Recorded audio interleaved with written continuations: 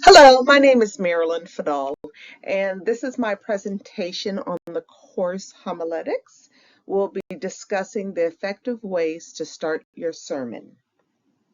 So I'm going to be discussing 6 attention grabbers that you can start your sermon with in order to grab the audience attention. So let's dive in. The first one, ask questions people actually care about. You can start with something that is relevant both to you and the congregation. It could be a lived experience.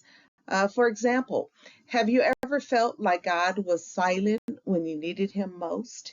It's a thought-provoking question that really gets the audience in tune to where you're about to take them.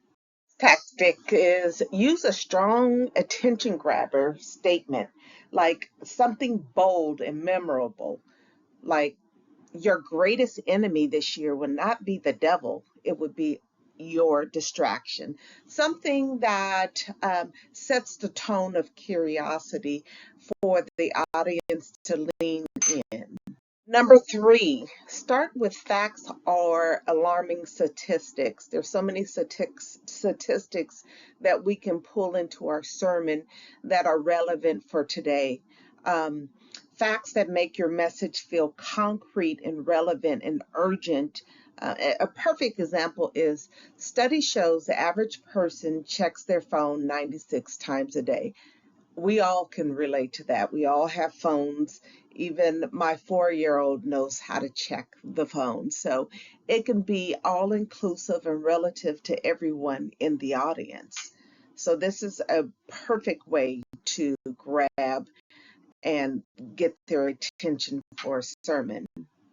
Number 4, use humor wisely. Now, this is my favorite one of all. I love when an opening sermon begins with a joke or something to break up, um, the tension that may be stirring in the room, or, even new people that are coming to church for the first time. They're feeling a little nervous, not knowing what to expect, but everyone likes a good laugh. Well-placed humor lowers the defense system and it builds a connection with the audience. So, but I have to also make mention, avoid humor that distracts or embarrass or feels forced. You don't want something that changes the dynamic of the room and you have to work to bring them back in. Start off with number 5 with going directly to a captivating passage. Sometimes the best attention grabber is the scripture itself. You can begin by reading a powerful verse that instantly commands the room, like Genesis 1:3. Let there be light. And God said, something like that actually gets the attention of the audience because they hear God's voice speaking and they want to know what the results is. You can start off by reading something of this nature. The last attention grabber I wanted to share with you is using interesting or relatable stories. This again is another one that I actually like to use when I'm speaking. Um, People remember stories more than points, and I'm going to spend a little bit more time on this one because this one is really my ultimate favorite. Sharing personal experiences, testimonies, or something of a relatable situation. Like an example would be a fear of failure, something unexpected, joy, or some kind of lesson learned along the way, so that your listeners can build a relationship between you and the audience. Um, I just was speaking the other day, and I was speaking on fear, um, over um, the fear that can overtake us. And I immediately shared something that came to mind about one of my children that I was fearing. and because he was out of the country and something happened and we couldn't get a hold of him.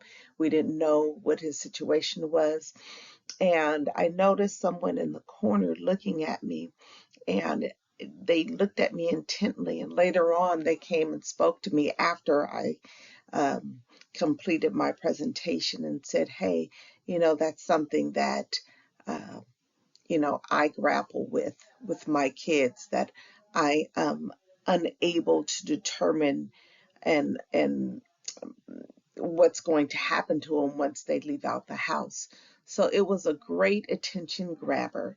So these are the tactics that we can use to grab the audience and then lead them into your sermon. And by all means, the main focus is transformation of the heart and pointing them to Christ. Thank you for listening. My presentation of sharing the 6 reasons or 6 ways that we can start our sermon. Hopefully you can use these or one of these 6 or use all 6 in your next sermon. Till next time, thanks again.